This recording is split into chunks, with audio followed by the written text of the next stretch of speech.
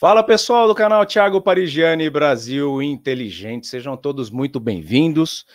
Se aconcheguem, sente-se, se estiver deitadão no sofá assistindo sua Smart TV, estica as pernas, mas prepara o controle remoto para você fazer uma interação bacana aqui, porque hoje tem um entrevistado de alto garbor e elegância, um jornalista, né, um representante da minha categoria, jornalista vocacionado, como eu tenho aqui o meu crachá todos os dias. Quando a gente começa a fugir do jornalismo, eu tiro o crachá, né? Porque hoje em dia tá desse jeito, tem um monte de jornalista aí que não é jornalista, né? Não sentou na cadeira, mas fala que é, porque derrubaram o diploma logo depois que eu me formei, 4 anos não precisava mais de diploma. Vamos ver se o Brown pegou essa fase também. Hoje em dia o pessoal faz jornalismo, eu fico falando, mas por que faz se não precisa mais do diploma? Eu já não tinha mais como desistir no meio, eu só corrigi, depois fiz uma pós-graduação. Mas hoje teremos aqui Vitor Brown, jornalista da revista Oeste, que é revista, mas é na verdade um fortíssimo canal no YouTube, né? Tá junto lá com o Pavinato, tive a honra de dividir bancada com ele lá, conhece um amigo em comum meu, que é o Kleber Stevani, né? E foi muito bacana o dia que a gente acabou dividindo a bancada lá na como é que é? Faroeste, a Brasileira. E naquele dia eu chamei o Brown, falei, vamos lá, tal, só que eu estava em campanha política, né? Todo mundo sabe que eu fui me aventurar para mergulhar nas entranhas desse sistema e entender um pouquinho mais, não foi nem, vou ganhar a eleição, eu queria entender, né? E agora eu entendi realmente, eu falei, agora não dá mesmo, né?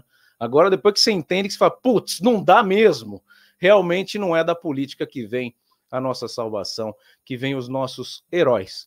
Mas delongas à parte, eu peço que você interaja, deixe aqui a sua indignação política, faça a sua pergunta aqui, você não precisa de superchat, você perguntou, vai entrar ao vivo aqui, como a Edna Ferreira já está dando bom dia dela, a gente está ao vivaço, tá bom? 11h03 da manhã, não gosto de falar o horário não, que depois a gente aproveita em cortes, mas é importante você saber que sim, estamos ao vivo e neste momento está aqui o nosso entrevistado, diretamente de São Paulo, acredito, porque hoje à tarde já tem programa para apresentar. Vitor Brown, seja muito bem-vindo, meu querido, obrigado pela presença, obrigado pela colher de chá aqui para esse jornalista do YouTube aí, ó. Olha o meu chefe aqui, quem é? YouTube é a audiência, não tem verba do governo, não tem Brasil, Reconstrução e União, e aqui a gente pode falar o que a gente quer, de verdade, não tem chefe apontando o dedo na nossa cara, não. Seja bem-vindo, Vitor Brown. Ô, Thiago, obrigado. Eu que te agradeço, em primeiro lugar, pelo convite, por essa recepção tão generosa, carinhosa. Obrigado mesmo. Prazer estar aqui com você. E é isso, né? Um momento tão difícil, né, para o jornalismo, para quem ainda se aventura a buscar informação, a divulgar informação de uma forma isenta, imparcial, e está cada vez mais complicado. Então, parabenizo você pelo trabalho e te agradeço o convite. Valeu mesmo. Obrigado, tamo junto. A gente vai falar sobre isso, a gente vai falar sobre esse jornalismo enviesado que acabou ficando hoje. Hoje existem canais de esquerda, canais de direita. Antigamente, como eu falei aqui quando veio o Pavinato, eu falei, antigamente você ligava no Jornal Nacional à noite, Brown, aí você via lá o Cid Moreira e o Chapeleta, e eles davam a notícia, né, e a gente ia dormir com aquela notícia. Hoje aparece lá o William Bonner, ele fala, e você fala, mas será que é mesmo? Ou será que ele falou isso porque ele não gosta muito do Bolsonaro? Ou será que ele falou isso porque, né, tem uma injetada de dinheiro boa ali na Rede Globo, que na época do Bolsonaro não teve, acabou criando esse ódio da emissora. Já que a gente está falando da Globo, eu vou perguntar para você, você acha que a Globo é um veículo de esquerda, de direita, ou é um veículo do lado de quem paga mais para ela?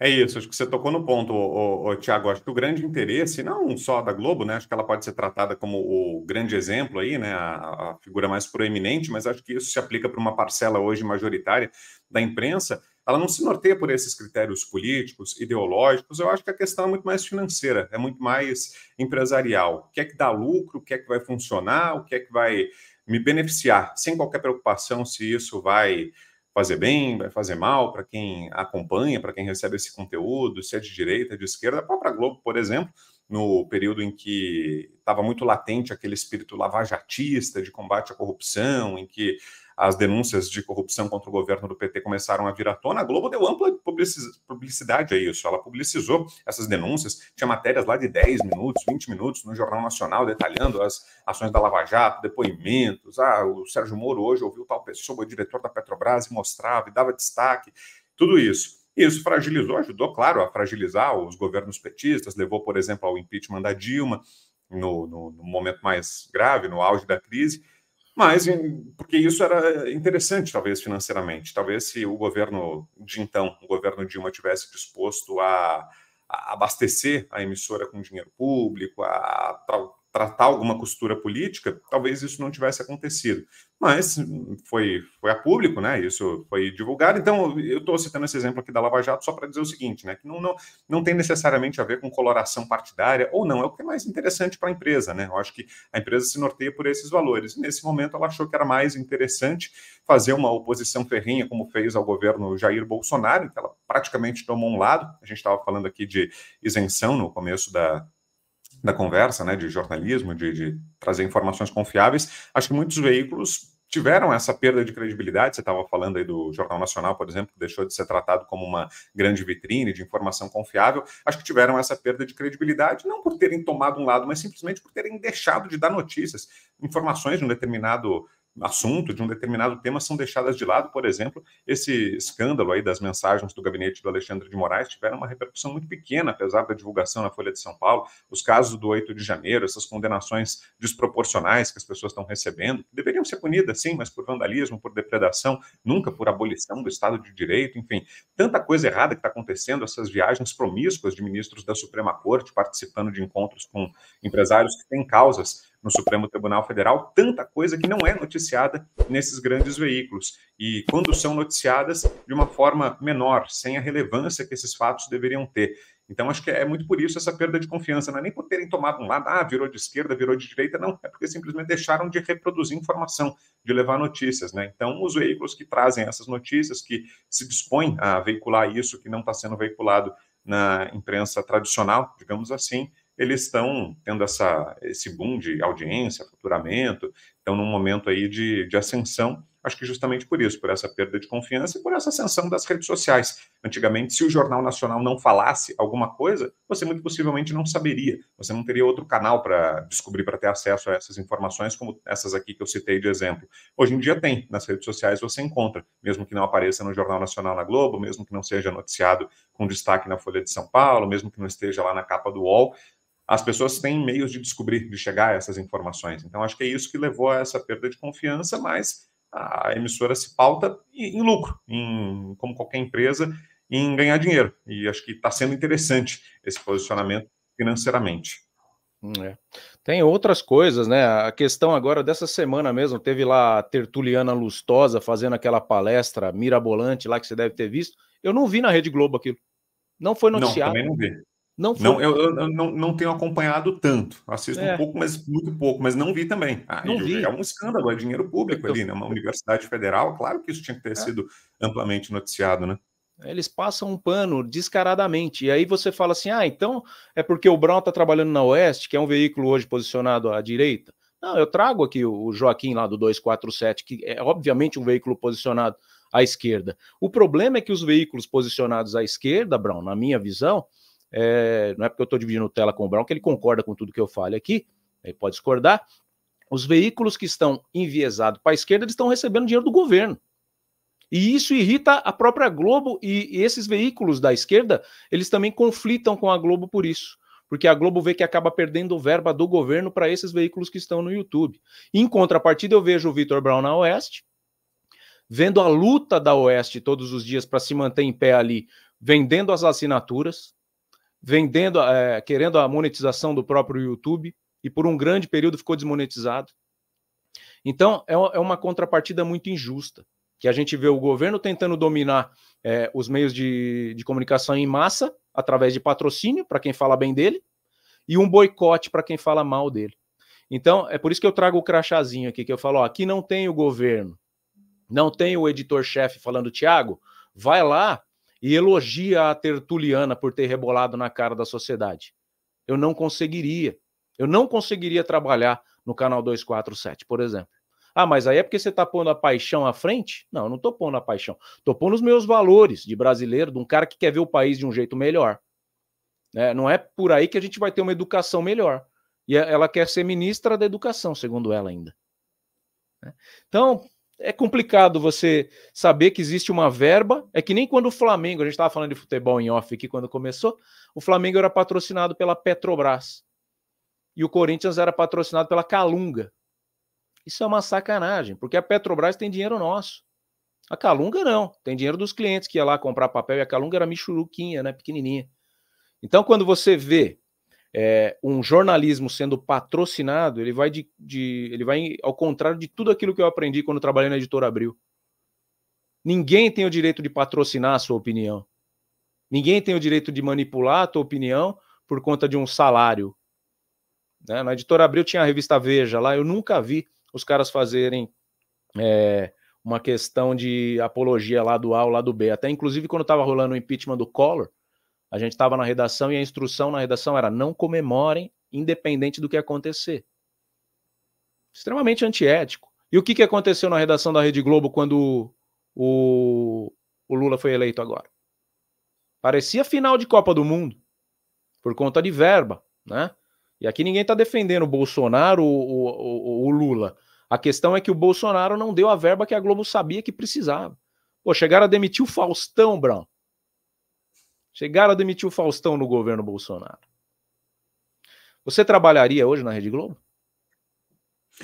Olha, dependendo das condições, né? Se tivesse a garantia de liberdade, isso que você está falando, né, Thiago, que é o importante, que é o fundamental, né? Não haver nenhum tipo de pressão, de direcionamento, liberdade para trazer informação, sem tipo de amarra, seja política, seja financeira, sim, como qualquer outra empresa. O duro é que eu não sei se haveria essa garantia, né? Mas essa é uma condição inegociável. E, aliás, é uma das coisas que eu faço questão sempre de registrar sobre o trabalho na Oeste. Quando o pessoal me pergunta como é, eu falo, olha, é o primeiro lugar em que eu trabalho em que não há nenhum tipo de pressão, nenhum tipo de chefe dizendo, olha, isso vai, isso não vai. Acho que não vai é até mais importante, viu? O que não é noticiado, o que não é pautado, muitas vezes é mais importante, diz muito mais do que aquilo que vai ao ar, que é veiculado. E lá eu nunca, até agora, 22 de outubro, pode ser que mude no futuro, claro, não vou dar um depoimento futuro, né? Mas até hoje nunca aconteceu de eu ter sido tolhido ou alguma informação, chegarem para a equipe do meu jornal ou de qualquer outro e falarem, olha, isso não vai ao ar, olha, não deem essa notícia, não tratem disso, ou não falem de tal pessoa, se falarem disso, evitem tal pessoa. Nunca aconteceu. Então, acho que isso é a premissa fundamental e inegociável. Eu queria que você contasse um pouquinho como que foi a sua trajetória até chegar à apresentação. Eu estava vendo uma entrevista sua lá no Pânico, e eu acho que para nossa audiência é importante ver como é que surge, né, um jornalista. Pelo que eu pude entender ali, você não tem nenhum QI, você não tem nenhum diretor que te puxou, foi na base do trabalho mesmo, e eu me identifiquei muito, porque eu, quando estava trabalhando na Editora Abril ali, com 20 anos de idade, eu olhava um monte de medalhão e eu falava assim, cara, eu acho que eu sou o cara certo na hora errada e no lugar errado, porque para o jornalista com 20 anos de idade se impor dentro de uma redação com um monte de fera que tinha ali do meu lado, e depois fui para a OTV também, que era do Luquete, e convivi com Amanda Klein, com o próprio Joaquim de Carvalho, que hoje está lá no 247, o Rafinha Bastos, que virou um grande stand-upper aí, e aí eu falei, cara, tá no timing errado, eu acho que eu cheguei antes aqui. Como é que foi a jornada do Brown até chegar na apresentação e na ancoragem que você faz hoje aí na Revista Oeste? Vou tentar ser breve e resumir a história, Thiago, mas começa em 2014, quando eu entrei na faculdade de jornalismo, que foi na Casper Libero aqui em São Paulo. Tá com quantos anos? Tô com 28. Então, você é isso jovem foi pra caramba. 10 anos atrás. Sou novo, tô com 28 de idade e comecei lá na Jovem Pan 10 anos atrás com 18 anos. Eu estava no segundo semestre da faculdade, aí pela Rádio Gazeta, que é um laboratório, uma rádio universitária, que eu nem sei se existe ainda, se está com essa função. Pela Rádio Gazeta eu consegui uma vaga na Jovem Pan como uma espécie de estagiário. Já tinha registro em carteira, mas era uma função semelhante de estagiário, para marcar entrevista, receber convidados, escrevia textos que levava para o estúdio para os locutores, aqueles do vozeirão da época da rádio, Jovem Pan ainda, lerem, e uma função assim, né, de auxiliar da produção. E aí eu fui evoluindo nesse trabalho de produção, até que em 2016 eu fui puxado para reportagem. Num movimento que várias empresas de jornalismo passaram, a própria Globo e outros, né, começaram a demitir os medalhões, quem tinha salário muito alto, e pegar a molecada. E aí eu, entre essa molecada, tive essa oportunidade. Eu fui puxado para reportagem, também pelo custo, acho, né? Também não tinha um salário muito grande. O então chefe, que era o Patrick Santos, um cara a quem eu sou muito grato até hoje, acompanha nosso trabalho, e teve outro dia lá no Oeste, tive no lançamento do livro dele, é um cara que virou um grande amigo, uma referência, o Patrick. Ele era o chefe na época e ele falou, você tem uma voz boa, tal, acho que você pode virar repórter da rádio, porque era rádio ainda na época, né? Então tinha essa preocupação muito com a voz, e é uma coisa que eu nunca tinha imaginado, até então nunca tinha pensado em virar apresentador, repórter, nada, em falar no ar. Eu, pelo contrário, eu sou até um pouco tímido, né, no meu jeito pessoal, então era uma coisa que eu nem cogitava, eu nunca tinha pensado, estava ali molecão, felizão, fazendo ali a produção, mas resolveram me passar para reportagem. O Patrick falou que viu ali algum talento em mim que achou que poderia se desenvolver. Pois bem, fui puxado para reportagem, isso em 2016, daí em 2017 o próprio Patrick teve que sair dos Pingos nos Is, que era o programa que ele apresentava junto com o Reinaldo Azevedo e o Vitor La Regina, e aí eu assumi a cadeira do Patrick, ele de co-apresentação do programa do Reinaldo Azevedo, que é mais ou menos o modelo que ele tem até hoje lá na Band, junto com outros dois. O Patrick ocupava uma dessas cadeiras, foi apresentar o 3 em 1, que era um programa novo que estava surgindo, que está no ar até hoje,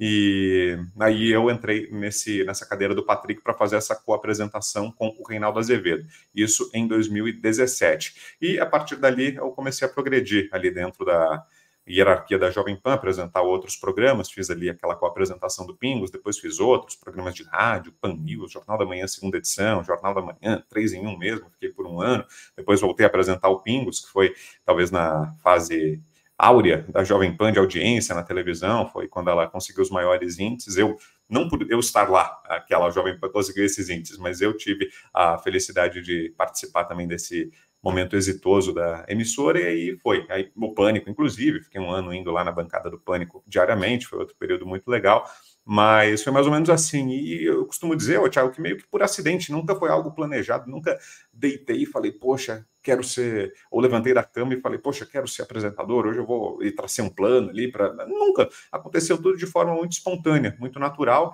e acho que era para ser, né? Acho que foi o destino que se encarregou disso, até que agora, em 2024, decidi sair da Jovem Pan, recebi a proposta da Oeste e entendi que era o momento certo de fazer essa transição, daí saí lá da Jovem Pan depois de 10 anos. Bacana. Era uma das perguntas, inclusive, por que você saiu da Jovem Pan? Foi uma proposta melhor que você teve na Oeste. Foi.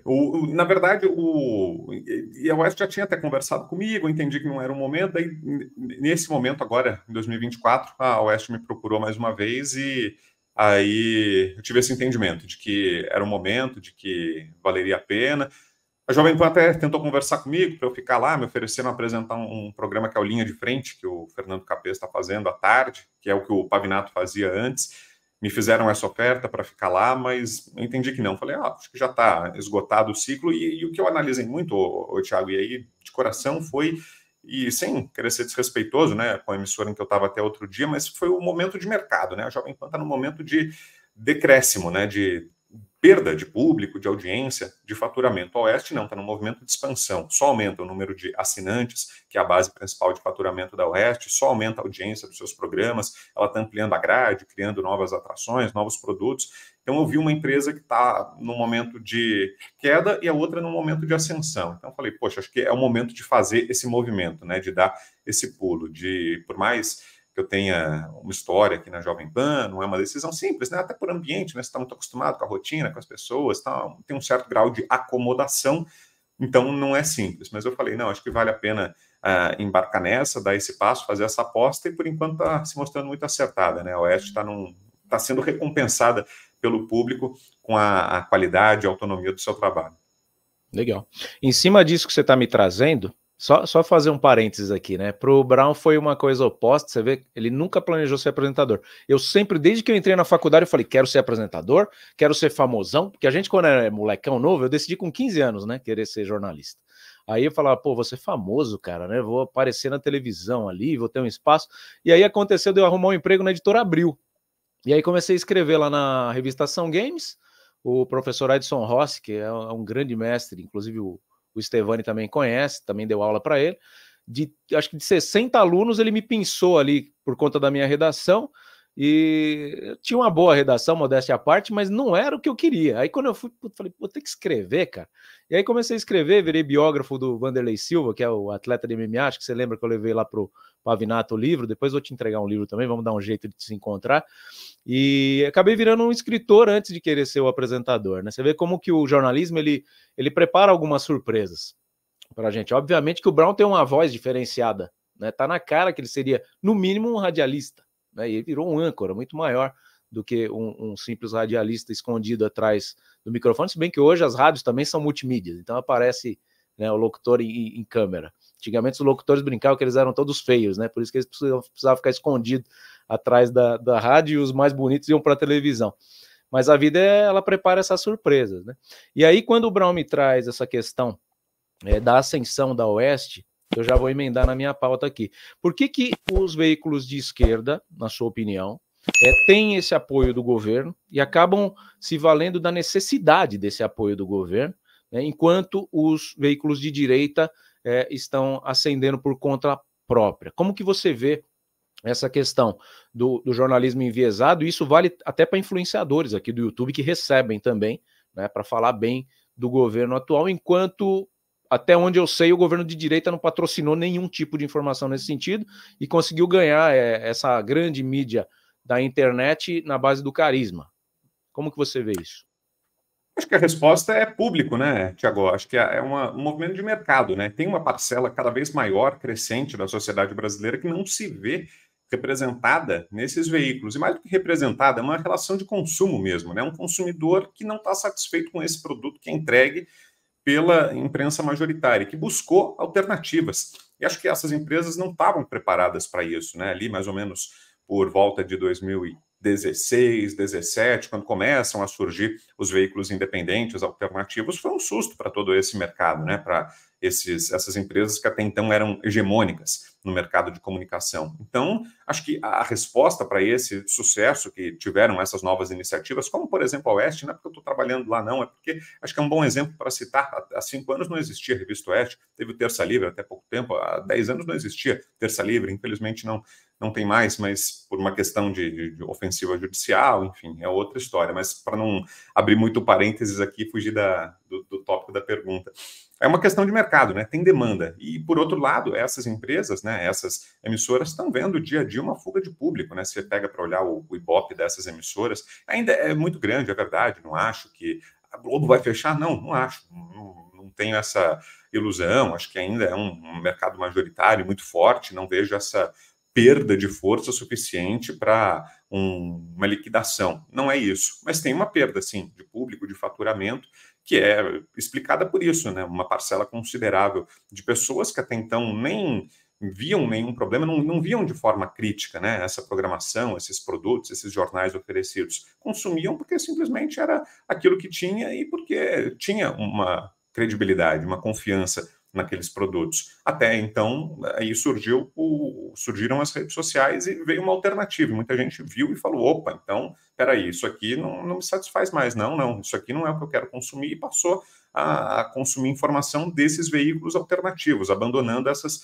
empresas majoritárias. Então, acho que muito do sucesso vem daí, é uma resposta de público que não quer mais consumir dessa imprensa tradicional, está buscando novas formas de se informar, veículos alternativos, como a própria Oeste, Gazeta do Povo, enfim, outros que a gente possa mencionar, canais como o seu, né, Tiago? Então, acho que é uma resposta de público. E o que explica também essa sobrevivência dessas empresas, mesmo sem público, mesmo com isso que eu estou falando, porque, olha, como é que perde público? Ah, tá, as pessoas não estão assistindo mais, mas elas estão aí, essas empresas. Por isso que você citou, né, o apoio estatal, né, quando a gente fala de faturamento, essas empresas ainda constam lá no organograma do governo, estão recebendo verbas, e aí não é só governo federal, não, governos estaduais, prefeituras, colocam muito dinheiro, né, em veículos de imprensa, em jornais, em emissoras de televisão, em afiliadas das grandes redes nacionais, Então, acho que esse é um fator a se considerar. Por exemplo, a Oeste, não é para puxar sardinha, não, mas é porque acho que vale o exemplo, ela não recebe dinheiro público. Ela tem como política, como premissa, está lá no pacto com o assinante dela, ela não recebe dinheiro público.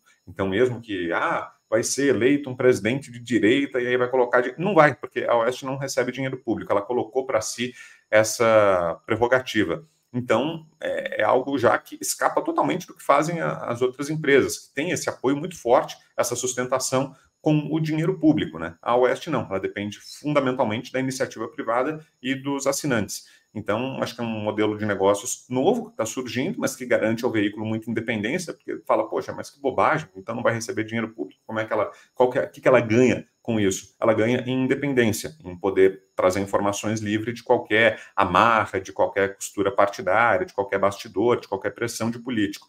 Então, acho que a chave passa por aí, né? O que explica ainda essa sobrevivência desses grandes veículos, mesmo com essa perda de confiança, de público e de faturamento, é esse sustento público, com dinheiro público. Muito bom. Eu não sabia dessa informação da Oeste ter aberto mão dessa possibilidade, mesmo com a eleição de um governo de direita. Porque muitos podem falar isso, eles são canaizinhos aí de direita que estão apostando na volta de um Bolsonaro, de um Nicolas Ferreira lá na frente, para pegar a verba para eles. Né? Recebe do Tarcísio, recebe do prefeito. Não tem. Na Oeste não tem. Caramba, cara, que sensacional isso. Muito bom, tá vendo?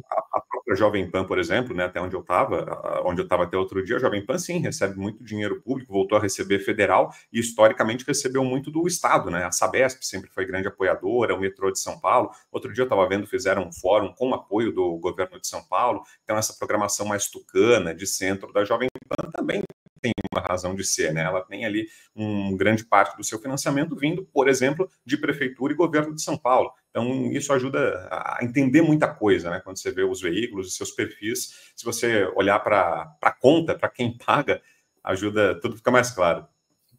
Tucana de centro até o Geraldo Alckmin, né, Brão? Pois é. Isso aí. Depois ficou bem claro que a gente estava sendo enganado, né? Que a gente votava entre PT e PSDB, até o Geraldo Alckmin mostrar para a gente o que era a real ali, né? Quando ficava Aécio e Dilma, não tinha polarização nenhuma, porque estava tudo em casa, né? Qualquer um que ganhasse ali, estava tudo dominado. Aí quando vem um Bolsonaro, leva uma facada na barriga, daqui a pouco a gente vai falar desse cenário aí que mudou a política nacional, né? Tudo acontece depois daquela facada. Tem gente que fala, putz, por que você insiste de ficar falando do Adélio? Primeiro que o Adélio tá vivo, né? Ele tem a chance de explicar o caso Adélio.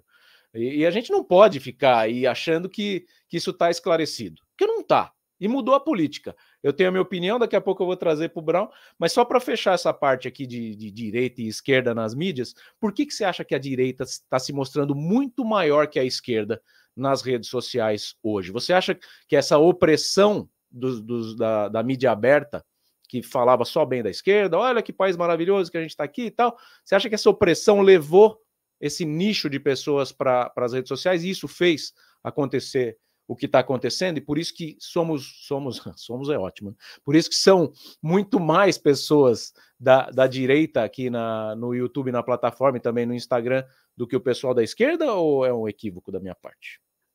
Não, acho que é isso, né? Por essa questão de demanda que eu falei, né, Thiago? O cara que é mais de esquerda, ele não precisa ficar garimpando um canal no YouTube, ficar assistindo nas redes sociais, procurar um influenciador que traga notícias, acompanhar um comunicador, porque na imprensa tradicional vai estar tudo aquilo que ele quer ver, que ele espera ver. Então, acho que essa demanda por um campo menos contaminado de informações, por informação não enviesada, ou mesmo com enviesamento, sim, né, com análise conservadora, com perfil de direita, ele só vai encontrar nas redes sociais. O cara de esquerda não, ele é atendido ainda pela imprensa tradicional. Então, acho que é isso que explica essa força da direita nas redes sociais. Ela foi se refugiar lá porque era o único campo onde ela podia falar sendo ouvida, né? Nesse momento aí que você está falando, né, da eleição do Bolsonaro, 2018, facada do Adélio, naquele momento, que veículo de imprensa dava voz a analistas conservadores? Não digo nem fazer uma programação enviesada. Não. Ter um comentarista, que seja, para equilibrar, para fazer um contraponto, nunca teve, né? O contraponto máximo que teve foi esse que você falou, né? Entre um petista e um tucano. E isso foi o máximo de oposição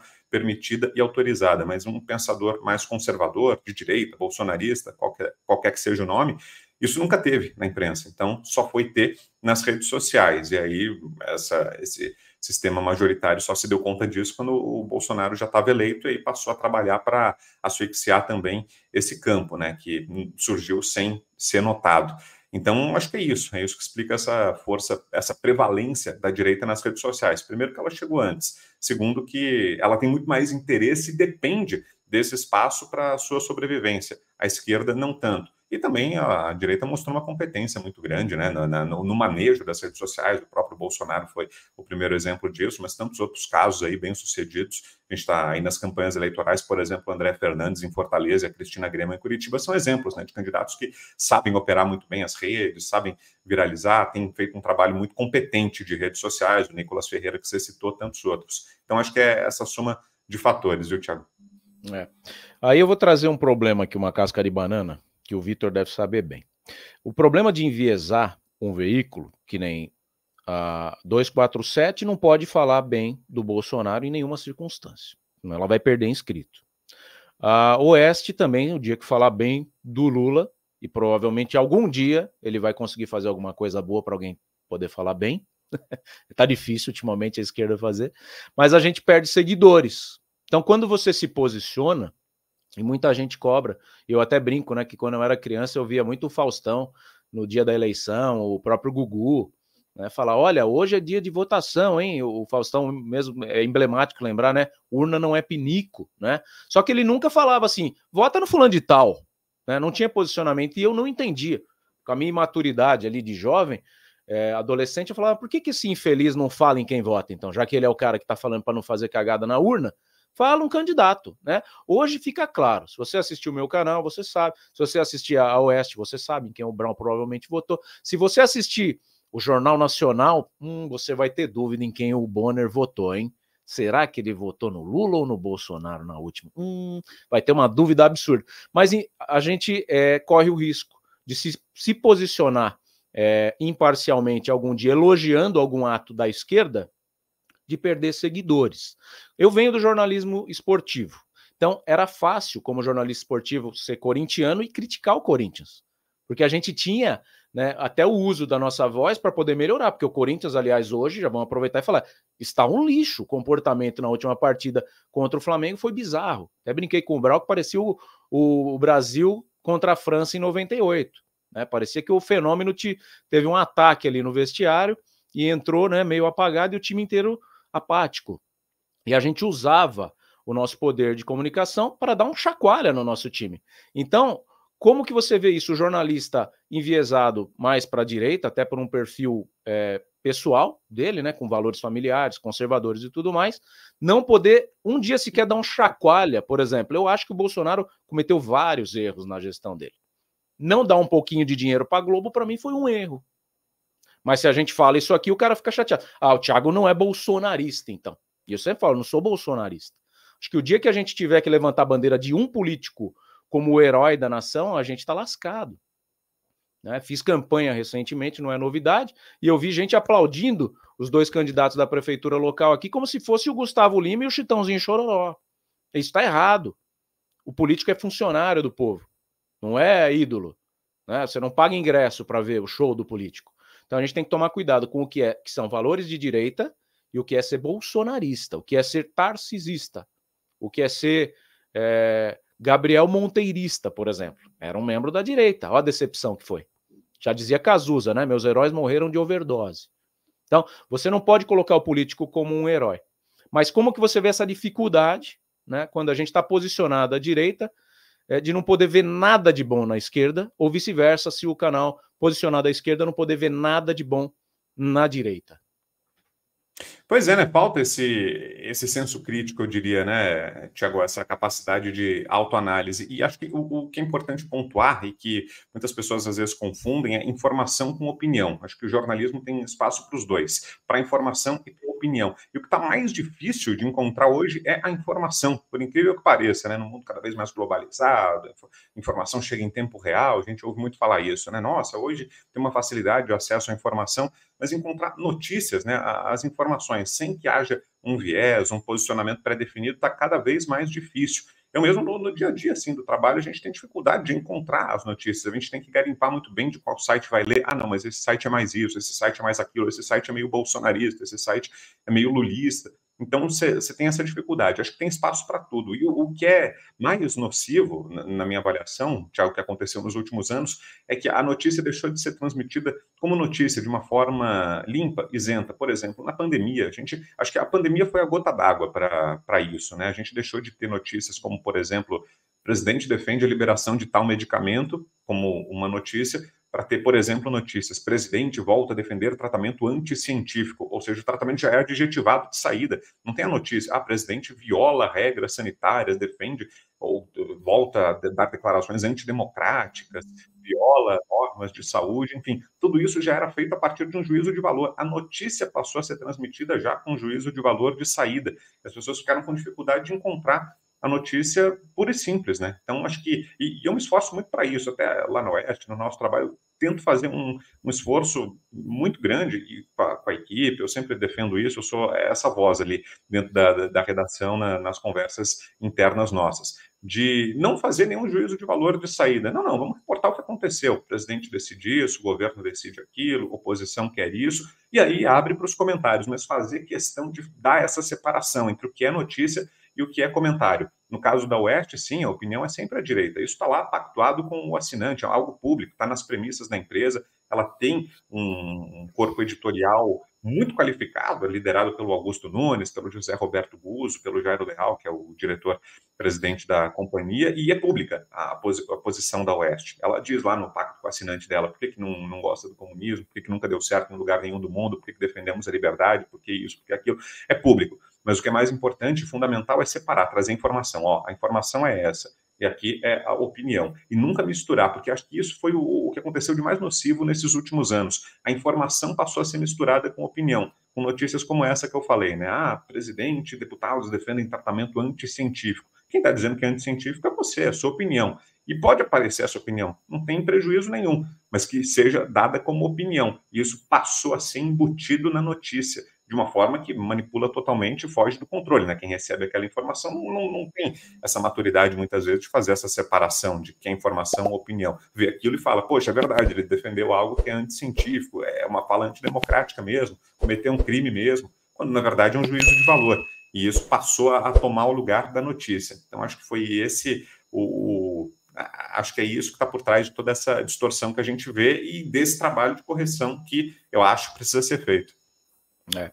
Na verdade, esse foi um outro equívoco do Bolsonaro, né? Ter comprado vacina para todo mundo e falar, olha, não tomem a vacina. Aí foi um negacionismo que ele cometeu e depois a gente via que tinha a ver. Por exemplo, eu mesmo tomei 3 vacinas. Você tomou vacina? Tomei. Eu tomei 3, só que depois eu descobri que uma não podia misturar com a outra. Primeiro eu tomei a Janssen, falaram que era dose única. Aí depois eu tomei, acho que a da Pfizer, e depois tomei a da AstraZeneca. Então não podia, depois foi descoberto por bula que essa da Pfizer ela não podia se misturar, com risco de gerar trombose. Então eu até hoje me sinto um cobaia da vacina, mas pelo sim, pelo não, estava baixando os números, né? A gente não pagou para ver. O Bolsonaro pagou para ver, ele não tomou a vacina.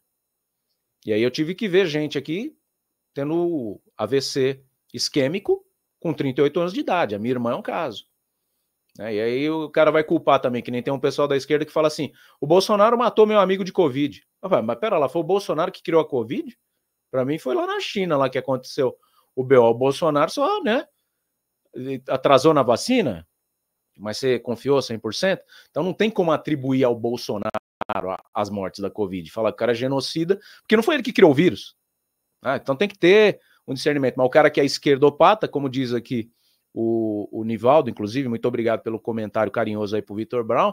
O Vitor Brown nunca se mostrou com viés esquerdopata. O cara que é esquerdopata, ele acha um pelinho ovo e fala, tá vendo? O Bolsonaro matou meu amigo. Né?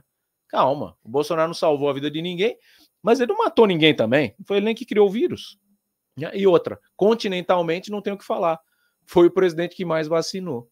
Né, comprou a vacina, a parte dele foi feita. Foi um idiota de falar para não vacinar nem ele nem as crianças, no caso da filha dele? Sim, mas não estava errado em falar que não era para misturar a vacina, que podia virar jacaré, que aí eu me sinto sim um cobaia. Só que é o jeito que ele falava, né? Um jeito muito tiozão do churrasco, né, Brão? É isso, é isso. Acho que foi muito mais a forma do que o conteúdo. E ele tinha o direito de falar tudo isso também, né, Tiago? Acho que isso que é importante registrar. Tinha que haver espaço para isso, para médicos como os que foram censurados durante a pandemia, né? E por mais que isso fosse até dito de uma forma proporcional, mas acho que a imprensa tinha o dever de ter registrado. Falar, olha, não é unanimidade entre os médicos. Tem médicos que questionam a eficácia desses medicamentos, tem médicos que não endossam a vacinação de crianças, por exemplo, e tudo isso foi soterrado. Qualquer médico, estou falando de especialistas, não estou falando do Bolsonaro, com o jeito de tiozão dele que teve mesmo, estou falando até de especialistas, eles não puderam falar isso. Então, essa opinião era simplesmente varrida das redes sociais. Teve redes sociais que baniram postagens de médicos por determinado posicionamento, sendo que a ciência é feita de dúvidas, é feita de divergências, de opiniões contrárias. Isso é o básico do básico, é a história da medicina, da ciência.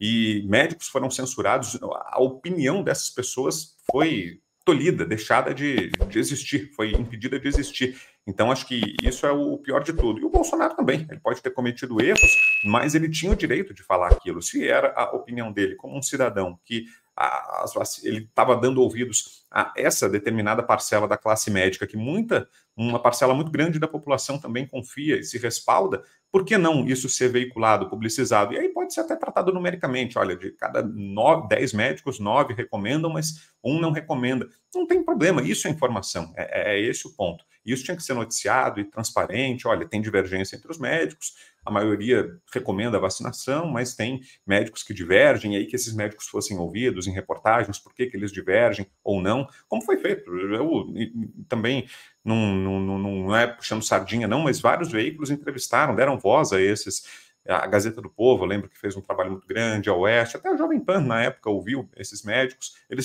A Record, eu acho, a Rede TV chegou a ouvir, tinha um programa do Lacombe que chegou a dar voz, por exemplo, a médicos como Roberto Zeballos, Anísio Yamaguchi, enfim. Eles tinham o direito de dar essa opinião, por mais que possa parecer equivocada para alguns, ou o Bolsonaro errou, é possível, mas ele tinha o direito de dizer isso, e esse direito de expressão foi sonegado em nome da ciência, é um crime contra a humanidade, e aí simplesmente a opinião foi varrida, o que é fruto de violência, né? Não tem outra palavra para definir isso, é uma violência, uma arbitrariedade. Muito bom. A gente está ao vivo, tá? A audiência está aumentando aqui nesse horário, que não é um horário típico aqui do nosso canal. Eu agradeço você chegando aqui. Deixa o seu gostei, tá? Clica no compartilhamento, tá ao vivo aqui. Você que sempre quis fazer uma pergunta para o Vitor Brown, sem precisar pagar um superchat, chegou a oportunidade, você pode estar aqui externando a sua opinião. E compartilhe, deixe o seu comentário e deixe o seu gostei. E se estiver gostando do nosso conteúdo aqui, se inscreva no canal, tá? E ative o sininho das notificações. Eu prometo cada vez mais trazer convidados super interessantes, como é hoje o Vitor Brown, um cara que eu admiro aqui no jornalismo, jovem, né, jornalismo moderno, 28 anos de idade apenas. Inclusive eu vou colocar ele agora numa fria, porque é um caso que, pô, ele era criança, cara. Dois assuntos aqui, Brown, fazem muito sucesso no nosso canal. Um deles é a questão da morte do Clodovil, né? O Clodovil faleceu em 2009, 2 anos depois de ser eleito, inclusive com voto meu, né, em 2007, em 2006, aliás, eu votei no Clodovil. Todo mundo fala, você é louco, você votaria no Tiririca? Jamais, jamais votaria no Tiririca, mas no Clodovil eu votei e não me arrependi, porque o Clodovil, ele justamente foi eleito com uma proposta radical. Ele era muito parecido com o Holliday, Fernando Holliday, né? Ele mesmo se auto-intitulava um gay conservador, né? E ele tinha valorização da mulher, né? Ao contrário de algumas categorias aí hoje que o cara se empolga tanto que ele quer ser uma mulher, né? Então ele era conservador nessa parte, tinha propostas que são altamente cabíveis, na minha opinião. Deixa eu tirar aqui o comentário do Nivaldo, tá tampando aqui. Altamente cabíveis, como a redução da quantidade de deputados, que eu acho que a quantidade de político nesse país aqui é absurda. A verba partidária jogada no lixo, principalmente em época de campanha, essas bandeirinhas na rua, é absurdo. Eu acho que deveria ter uma lei, Brown, falasse assim, ó, vocês vão fazer suas campanhas, não vai ter verba de ninguém. Vocês querem fazer bandeira, vocês vão fazer 3 bandeiras cada um. Façam na rede social. Não precisa desse dinheiro jogado no lixo. De qualquer forma, alguém vai ganhar. Agora está tendo segundo turno para as prefeituras, é um querendo pôr mais bandeira que o outro na rua. É um absurdo, é dinheiro público jogado no lixo para eleger um. Então tira a verba de todo mundo, melhor do que dar verba para todo mundo, é tirar a verba. Então o Clodovil pensava nisso, redução de contingente ali, diminuir a quantidade de deputados, e isso tudo foi gerando certos problemas. Ele descobriu uma fraude no próprio gabinete, ameaçou demitir todo mundo. Eu não sei se o Brown acompanhou alguma coisa. 2009, você estava com quantos anos, Brown? 13. 13, então. Era um adolescente, a partir dos 12 aí. Não tenho muita lembrança, não. Então, mas aí você pode opinar de acordo com o que a gente lê aqui. Eu vou dar uma contextualizada no que aconteceu. Antes do Brasil ser polarizado, e por isso que ninguém investigou. Se o Clodovil morresse hoje, do jeito que aconteceu, com certeza existiria um apelo popular, né, e seria melhor investigar essa morte. O que aconteceu? Eu vou dar um contexto breve. O Clodovil, ele tinha uma casa, uma mansão no litoral, acho que é em Ubatuba, e ele recebia, né, e aí a gente apurou em off, que ele gostava de umas companhias mais jovens, né? E segundo a empregada doméstica, esse jovem que visitou ele no dia que ele foi encontrado morto, na noite, e foi encontrado morto na manhã do dia seguinte, ele iria visitar o Clodovil com frequência. Então tinha uma pessoa no quarto com ele, e amanheceu, a empregada entrou nesse quarto e viu o Clodovil nu, caído no chão. O Clodovil dormia numa cama que tinha uma altura de 30 centímetros, e um tapete embaixo dessa cama na altura de 20 centímetros. Então, o que o laudo fala que foi um AVC, né? Só que quando ele foi encontrado, ele estava sangrando, inclusive tinha sangue nesse tapete, e tinha um afundamento de crânio. E aí começaram a se levantar suspeitas de um assassinato, por conta dele ter descoberto fraudes no gabinete e por conta dele ter esse projeto de lei de redução de quantidade de deputados. Eu vou ler aqui uma nota do Terra, né? Medo faz Esper desistir de gravar sobre o assassinato de Clô. Existe um biógrafo que fez a biografia do Clodovil, eu entrei em contato com ele, inclusive também ficou muito temeroso para emitir a opinião dele em relação a um suposto assassinato. A mulher que estava acusando esse rapaz de ser um possível assassino faleceu por conta de problemas com drogas, ou seja, perdemos essa testemunha. E o Esper, depois, na sequência, foi no programa da Luciana Gimenez, se eu não me engano, falar que o Clodovil tinha sido assassinado. E, posteriormente, aconteceu isso aqui. Ó. Medo faz Esper desistir de gravar sobre assassinato de Clô. Estilista que foi amigo e rival do apresentador morto em 2009 sustenta teoria de suposto homicídio. O Ronaldo Esper, ele era um arquirrival, ele não era amigo. Os dois eram estilistas e os dois disputavam espaço na mídia. E os dois adoravam a televisão. Só que o Clodovil sempre teve muito mais destaque, né? Uma ligação fez Ronaldo Esper desistir da ideia de gravar um vídeo especial a respeito da morte de Clodovil Hernandes. Ele havia anunciado o projeto em seu canal no YouTube. Em live no dia 22 de maio, o estilista revelou temor. Recebi o telefonema de uma pessoa e é um negócio perigoso, disse. Não vou não. Aí tem máfia, a máfia do mal. Clodovil morreu aos 71 anos, em 17 de março de 2009. Foi encontrado inconsciente em seu apartamento em Brasília. Exercia o primeiro mandato como deputado federal. Oficialmente, ele foi vítima de um AVC, acidente vascular cerebral. Não houve suspeita em relação à circunstância da morte até 2014. Naquele ano, Ronaldo Esper participou do Balanço Geral em São Paulo, na rede Record TV, comandado por Luiz Bate, e surpreendeu a todos ao sustentar a hipótese de crime. Meses depois, ele repetiu a teoria no Tá na Tela, apresentado pelo mesmo Bate por alguns meses na Band. Clodovil pode ter sido assassinado, foi a pauta do programa. Em entrevista a Sônia Abrão, foi a Sônia Abrão, não foi a Gimenez, não. A Tarde é Sua, na Rede TV, o Esper reacendeu a polêmica. Eu acho que o Clodovil não morreu de morte natural. Ou foi um assassinato com fundo político, alguém que não gostava dele, ele estava criando casos lá em Brasília, ou então ele foi assassinado por um garoto de programa, argumentou o estilista. Ele explicou a origem de tal desconfiança. Segundo ele aqui, no dia da morte do Clodovil, eu tive uma intuição. Acho que aí tem coisa. Depois ouvi muitas pessoas, fui juntando coisa com coisa e essas pessoas também têm dúvida. O titular desse blog não participou daquele programa. Tá, beleza. Ah, não, fala dele. Ó. O titular desse blog participou daquele programa. Se hipoteticamente foi um assassinato, você está mexendo nesse vespeiro. Não tem medo de ser a próxima vítima? Sua pergunta é bem pertinente. Já teve muita gente me ameaçando e telefonando, contou Ronaldo Esper.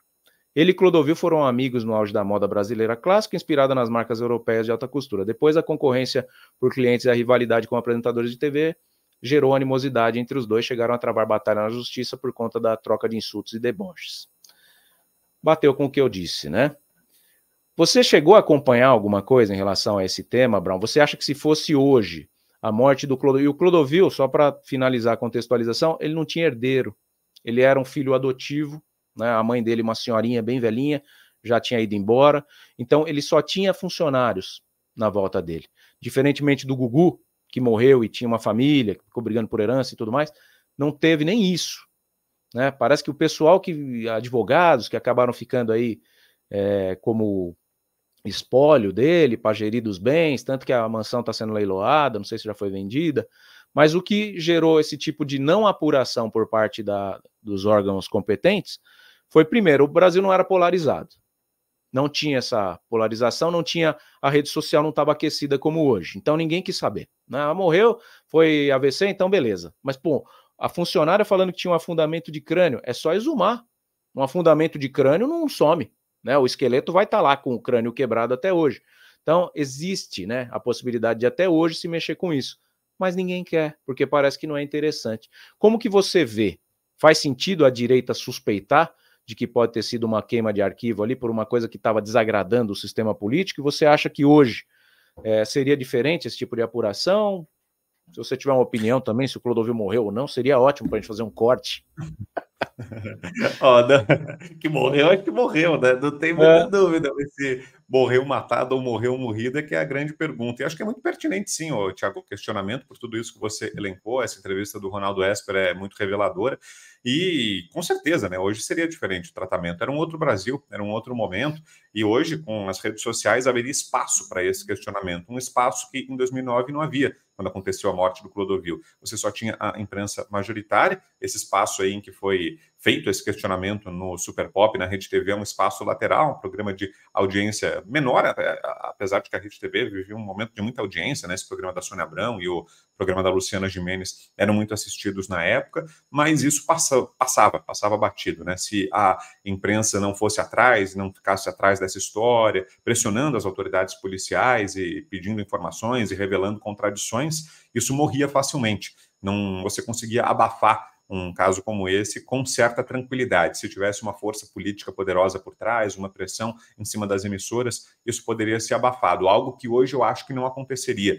Hoje, acho que com as redes sociais haveria questionamentos, haveria até peritos independentes, enfim, profissionais que se debruçassem sobre essa história para investigar com seriedade e uma cobrança, especialmente política, né? Os parlamentares, os colegas de partido não deixariam isso passar batido como passou na época a morte do Clodovil. Essa versão de morte acidental foi admitida e a questão foi resolvida ali. Então, acho que hoje seria diferente. E acho que seria diferente também, Tiago, e acho que é a única contribuição que eu posso dar, que sem grande conhecimento desse caso, é que figuras como o Clodovil, acho que se estivessem vivas hoje, teriam um sucesso político que não tiveram por causa da ausência das redes sociais. Outra figura que acho que está nesse pacote, o Enéas Carneiro. Acho que se o Enéas tivesse vivo no período agora, depois de 2016, 18, nesse momento atual do Brasil, ele certamente teria o destaque que deveria ter tido. Volta e meia voltam a circular os vídeos do Enéas e a gente vê que ele era um grande pensador, apesar de ridicularizado, de tido como uma figura que era mesmo, né, fora do inusitada, uma figura controversa, diferentona, mas ele tinha conteúdo, né? Ele era um cara cabeça, um grande pensador, ele tinha ideias muito arrojadas de Brasil e de mundo. E hoje, se tivesse espaço nas redes sociais, acho que a carreira política do Enéas teria sido muito bem sucedida. Talvez ele fosse algo semelhante ao que foi o Jair Bolsonaro. Então, acho que... E o Clodovil está nesse pacote também, acho que está nessa prateleira. Então, acho que ele acabou sendo desfavorecido pelo tempo. Acho que se tivesse atravessado os dias atuais, a trajetória do Clodovil seria outra e a morte dele também. Com certeza. A gente está se encaminhando para o final, deixei a cerejinha do bolo tá aqui, a gente vai falar do caso Adélio na sequência. Falando do Enéas, você não sei se vai lembrar, mas o número dele era 56 e ele foi o primeiro a ser descontextualizado, porque ele foi com uma ideia aparentemente maluca, né, no horário político, falar da bomba atômica. Então, quando ele falou da bomba atômica, descontextualizaram a frase para parecer assim, a gente precisa da bomba atômica, tipo, vamos meter uma bomba nesse mundo e explodir tudo, né? E, na verdade, o que ele queria dizer da bomba atômica era para o Brasil ter força militar, perante os países que, né, cogitavam um dia entrar em guerra. Então, ele foi o primeiro que a mídia tradicional descontextualizou e tirava ele como maluco. O próprio Bolsonaro, ele era tirado de maluco. Quando ele ia no Super Pop, né, ele ia para atrair audiência, porque ele tinha as ideias radicais e tal. E aí mudou tudo quando aconteceu a eleição do Bolsonaro. Ele não era favorito, o Brown lembra bem. Aí em 2018, você estava com quantos anos, Brown? Já 26, não, 22. E já estava no jornalismo. Já era apresentador então, da Jovem Pan. Então agora o bicho vai pegar, que agora nós vamos ter opinião aqui. Porque o que aconteceu em 6 de setembro de 2018, lá em Juiz de Fora? Estava lá o candidato Jair Messias Bolsonaro, todo pimpão, fazendo sua campanha, eis que surge Adélio Bispo e tá com uma faca na barriga de Jair Bolsonaro, uma faca enferrujada, que depois se apurou. Isso muda o cenário político total do Brasil. Isso coloca, né, a direita em evidência. Por que querem eliminar esse candidato? E Bolsonaro vira o favorito nas pesquisas e ganha a eleição mesmo não participando dos debates. E aí surgiu aqui um documentário do 247, que a gente já falou aqui que é um canal esquerda, que teve a informação que eu não consegui apurar ainda se é verídica ou não, de que teve uma doação, um crowdfunding, uma vaquinha, para fazerem esse documentário, falando que a facada era falsa. E aí o Joaquim de Carvalho, que é um jornalista que eu conheço, trabalhei com ele, foi incumbido dessa tarefa, trouxe ele aqui no canal, e ele me traz esse trecho do documentário que eu queria que o Brown analisasse, e aí depois a gente contextualiza o que ele acha, né, que era para ter acontecido naquele dia e não aconteceu. Eu tenho a minha opinião, nós vamos trocar essa figurinha aqui, e depois eu tenho um pedido para fazer para o Brown. Você já encontrou o Bolsonaro alguma vez na vida, Brown?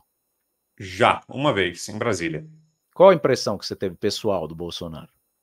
Eu fiquei muito surpreso, Thiago, que não tem teatro, né? Ele é daquele jeito mesmo, ele é um cara desbocado, ele faz piada, brincadeira, ele me viu, já tirou sarro, brincou, falou, pô, na TV você não é tão feio, pô, você não é tão bonito, eu não lembro como é que foi, tirando de feio, né? Falou, pô, na TV os caras te maquiam, não tá tão feio, tal, não sei o que, brincou, e muito espontâneo o tempo todo. Então eu fiquei com essa marca dele, de um cara muito alegre e muito espontâneo, que não tem teatro, é daquele jeitão mesmo, assim, até falando de coisa de política, que você espera uma sobriedade, uma liturgia, uma responsabilidade, não, e ele abria com a gente, comentava, sem muito receio. Ele estava presidente na época que você encontrou? Presidente, foi 2020. Legal. Então vamos ver esse trechinho aqui que você vai ver comigo. É a maior base de sustentação do documentário Esquerda. A esquerda fala que a facada foi falsa, né? Alguns, né, da esquerda, não todos. Fala que foi falsa. E a direita fala que teve mandante. Então é uma verdade que isso, tanto eu quanto o Joaquim queremos. Nós queremos saber o que motivou o Adélio a fazer o que ele fez. E a gente acredita muito que não foi sozinho, como a PF decretou recentemente, que ele atua sozinho. Ninguém atua sozinho com 3 celulares na cinta. Tá? A gente teve acesso ao Clênis, que foi quem protegeu o Adélio depois da facada. A gente entrevistou o Clênis dentro de um presídio militar, né, em Minas Gerais, e ele falou, ele tem 3 celulares. Ele tinha 3 celulares na época. Caramba, quem andava com 3 celulares? Ainda mais um cara de classe baixa, como era o Adélio. Então tudo indica que tinha alguém por trás disso aqui e a gente quer saber a verdade. E o Brown está aqui de repente podendo me ajudar, porque já teve acesso ao Bolsonaro. Qualquer dia ele encontra o Bolsonaro de novo. E aí eu vou fazer um pedido aqui ao vivo para o Brown. Vamos assistir e aí a gente vem contextualizando. Olha só esse trecho do documentário que fala que Bolsonaro possivelmente tinha um problema na barriga e provavelmente se aproveitou desse problema para passar pelas cirurgias todas que passaram e não tem como falar que ele não passou. Vamos lá. Põe na tela aí. Ele toma 2 remédios, tá? Que ele já estava tomando um deles para o estômago mesmo, tá? Porque você percebe que tem um antiácido, alguma coisa assim, para o estômago. Ele toma e até brinca com um fotógrafo, ela direto a ele diz assim, olha, não é Viagra não, era um outro medicamento, não se sabe para que era o medicamento, e ele toma. Interessante, isso não é um detalhe sem importância, porque o Bolsonaro efetivamente tinha manifestado doença anteriormente. Num congresso evangélico lá em Santa Catarina, Gideões, o pastor diz lá que quem quer receber procuração para cura, tem algum problema no estômago, então que ele faria uma oração. E o Bolsonaro fica de pé, a Michelle coloca a mão exatamente onde foi a facada, tem uma outra pessoa, suponho que seja um pastor também, coloca também a mão e eles fazem ali aquela oração. E há notícia de que o Bolsonaro, numa viagem a Cascavel, uma viagem de campanha, ele passou mal e teve que ir para o hospital. Isso antes, pouco tempo antes, de alguns meses antes do episódio da facada, ou da suposta facada. O Bolsonaro, então, ele toma esse remédio e aí depois ele faz um discurso para os empresários. E aí merece destaque 2 fatos. Primeiro, que entre os presentes que compraram a adesão, está um médico da Santa Casa que viria operá-lo. Chama Paulo Gonçalves. Esse médico, segundo o presidente da Associação Comercial, ele estava inclusive de camiseta amarela, um dos poucos que estavam de camiseta amarela também. Então esse médico pediu, que era muito importante, ele já era um entusiasta da campanha de Bolsonaro, ele esteve no nosso almoço empresarial vestido com a camisa de Bolsonaro, coincidentemente. Bom, acho que aí já está legal. Almoço tipo... Então, aqui é só para contextualizar aqui, né? Realmente, eles participaram de um culto ali, ele pôs a mão, a Michelle pôs a mão, orou e tal, isso foi antes da facada. Você acha possível o Bolsonaro ter forjado algum tipo de situação dentro daquele evento ali, ô Brown? Você acredita que... Você sabe, às vezes você tem a informação de alguém já que te traz que o Bolsonaro tinha algum tipo de refluxo ou alguma coisa. O que a gente quer saber é o que o Bolsonaro tinha na barriga, porque de fato está ali, registrado em imagens, né? Que ele poderia ter um problema, e aí a esquerda se vale disso para falar, ó, tá vendo? Ele já tinha talvez um câncer de estômago. Como que você vê essa situação aí? Olha, se ele tinha ou não algum problema prévio, só torna mais grave, né? Se a facada foi... E foi dada, né? Acho que não cabe nem colocar isso em xeque, é muito responsável fazer qualquer tipo de insinuação sobre isso, fakeada, é algo lamentável, que se fosse feito por alguém de direita contra o presidente Lula, por exemplo, se ele sofre um atentado e alguém ousa questionar, isso certamente já seria o suficiente para inclusão em inquérito de fake news, para remoção de redes sociais e tudo aquilo que a gente já viu. Então, acho que de saída é preciso registrar isso. É um absurdo, é despropositado, é até cruel falar em fakeada e que a facada foi fake. Não é o caso. Se ele já tinha algum problema de saúde, não sei, não tenho essa informação, mas se tinha, e isso foi feito com o conhecimento e para tentar potencializar esse problema, só torna as coisas ainda mais graves, né? Foi ainda mais macabro o que foi feito. E o que sempre me chamou a atenção nessa história, Thiago, nessas perguntas sem resposta, e eu acho que sim, tem muitas ainda, o caso está longe de estar esclarecido, tem muitas interrogações ainda em aberto,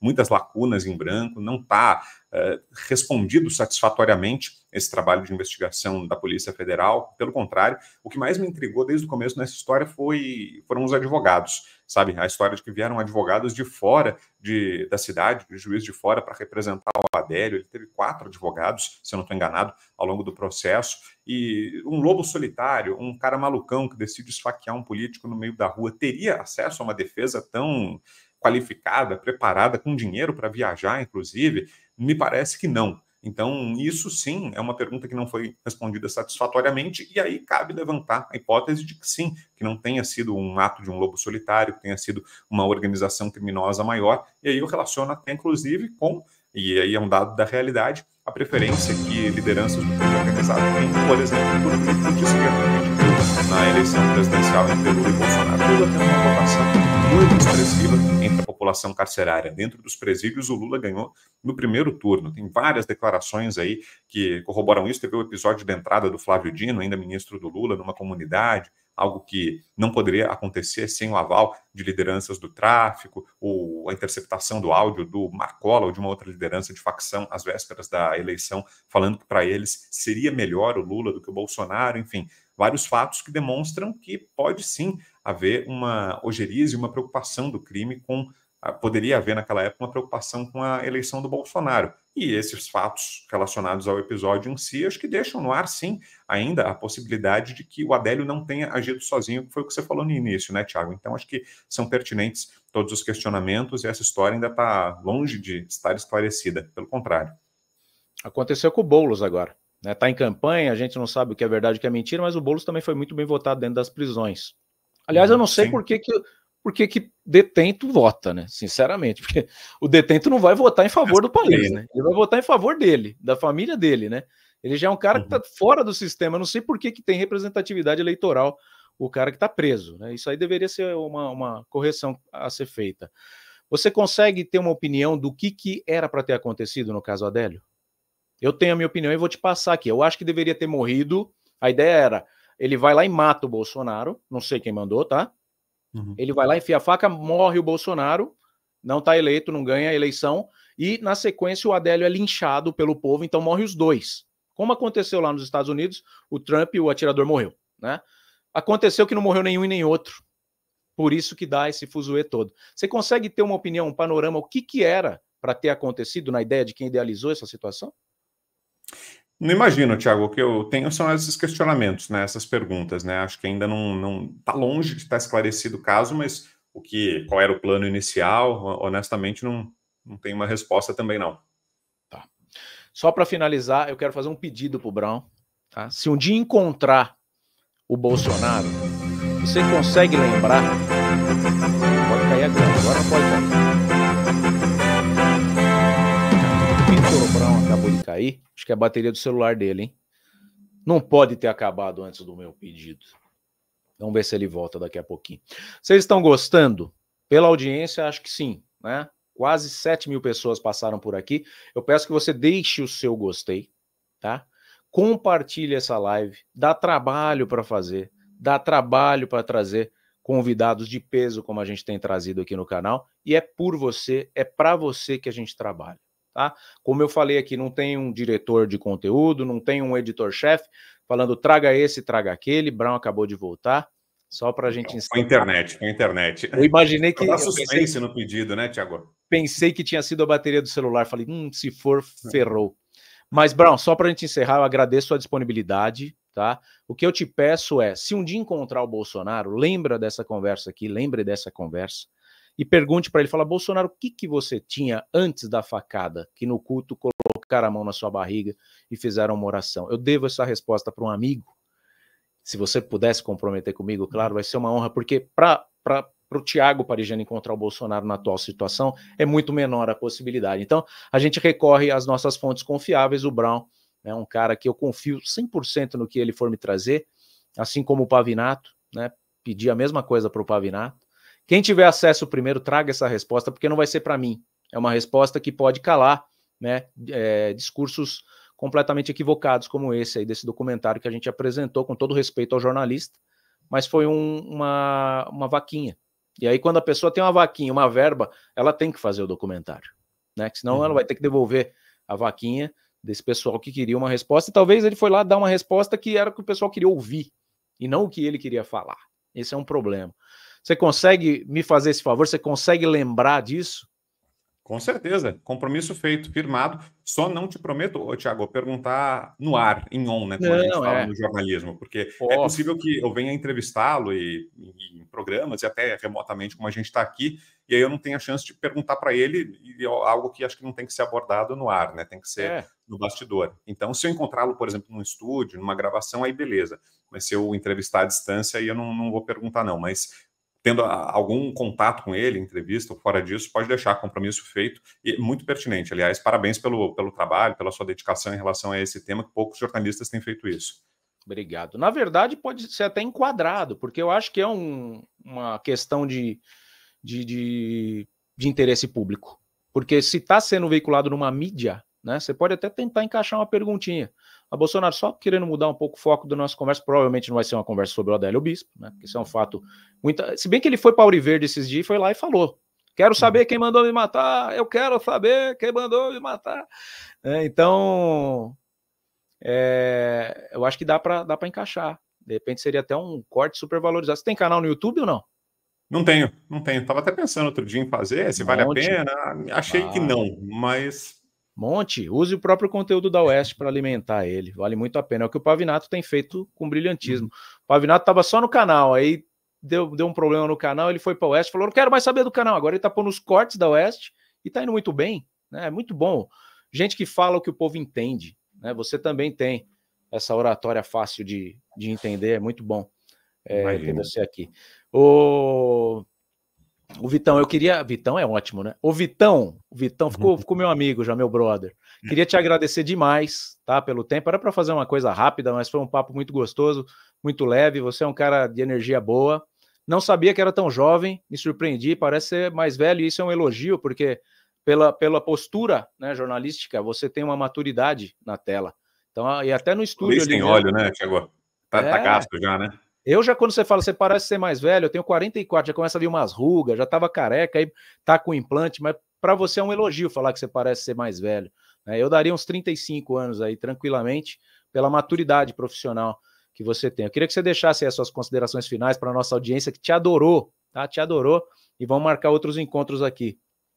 É isso que eu ia falar, Thiago. Obrigado pelo convite e espero que a gente possa repetir o encontro. Parabéns a você pelo trabalho, obrigado pela recepção tão carinhosa. Foi um prazer para mim e numa próxima a gente repete a dose. Valeu mesmo pelo convite, pela generosidade sua na recepção. Valeu, obrigado. Muito obrigado. Senhoras e senhores, Vitor Brown com a gente. Vou ficar mais um pouquinho com eles, Vitor. Vou te liberar aí para os seus afazeres. Daqui a pouco tem programa lá no Oeste, né? Tem 4 da tarde, estou indo para lá agora, inclusive. O meu limite era meio-dia, falei, deixa eu ficar mais um pouquinho aqui, mas tá bom. Deu certo. Em 4 horas estamos lá no Oeste ao vivo e 8 da noite faço o Bradock Show. Senhoras e senhores, Vitor Brown, muito obrigado. Primeira de muitas vezes que vamos trazer ele aqui no canal, se Deus quiser. Valeu, Vitor, obrigado. Valeu, Thiago. Bom trabalho por aí. Boa jornada, hein? E você que está aqui comigo, agora é só a gente, muito bom, né? Sempre muito bom fazer uso desse network que eu tenho, jornalístico. No canal que a gente tinha, falando apenas para aposentado e pensionista, não havia, né, abertura para esse tipo de conteúdo.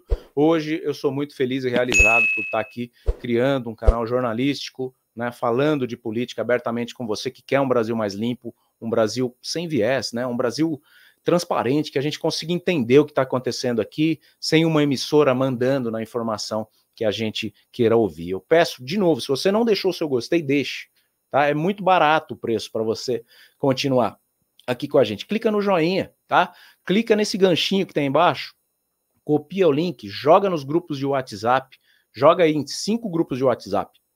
Aqueles grupos que o pessoal fica debatendo política, joga lá. Pode jogar, deixa o pessoal opinar a respeito do nosso conteúdo, tá? Convide eles para se inscrever aqui no nosso canal, é tudo de graça. Você não vai pagar absolutamente nada. Nivaldo, muito obrigado, tá? Pelos seus comentários aí, um dos grandes destaques aqui do nosso chat hoje, tá? Fazendo campanha para Cristina Gremel, 35, lá em Curitiba, né? Parece ser uma grande candidata mesmo, estava acompanhando algum conteúdo. E ele escreve aqui, ó, Vitor Brown, parabéns por ter saído da Jovem Pan e migrado para o Oeste. Também teria sido muito bom se tivesse migrado para a Gazeta do Povo. Tá aí, né? Sempre muito bom ter vocês aqui. Então falamos, ó, do jornalismo moderno, né? Falamos dos meus chefes, que são vocês, né? Falamos do Clodovil, falamos do caso Adélio, coisa que vocês adoram aqui nesse canal, certo? E a gente tá aí. Temos mais um soldado em busca dessa resposta. O que o Bolsonaro tinha na barriga, que tá ali embasando o documentário de que a facada foi falsa. Nós vamos atrás da verdade. Tá? Conto com vocês, gosto muito de vocês, quero sempre ter a companhia de vocês aqui nesse canal. A gente se vê numa próxima live. Não se esqueça, se você gostou, clique aqui no inscrever-se e ative o sininho das notificações para você não me perder de vista. Bom, senão a gente não vai se ver mais, hein? Pois não reclama. Cadê? Eu nunca mais vi o Thiago. A culpa é sua, você que não clicou no inscrever-se porque é de graça. De graça. Bom? Muito obrigado, tamo junto. Se estamos aqui por você, meu amigo, por um Brasil mais limpo, esteja aí por nós. Atualmente nós temos mais de 30 milhões de pessoas aposentadas, pensionistas da Previdência Social.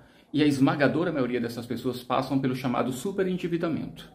Trazendo uma solução prática, rápida e urgente para cada um de vocês, eu, Milton D'Antunes, juntamente com o Thiago Parigiani, em nossa parceria, estamos apresentando para você um manual prático para você lidar com esse superendividamento. Negociar diretamente com aqueles que são bancos financeiros e que levam boa parte do que você tem de benefício mensalmente. Você vai mergulhar dentro de um curso prático e dentro dele você vai aprender na prática a livrar-se desse grande problema que afeta a vida hoje de milhões de brasileiros. Mas eu quero cuidar nesse momento em especial de você que acompanha o nosso trabalho. Então, não perde tempo. Adquira o nosso curso prático, que era R$ 249 e agora está em promoção especialmente para você por apenas R$ 49,90.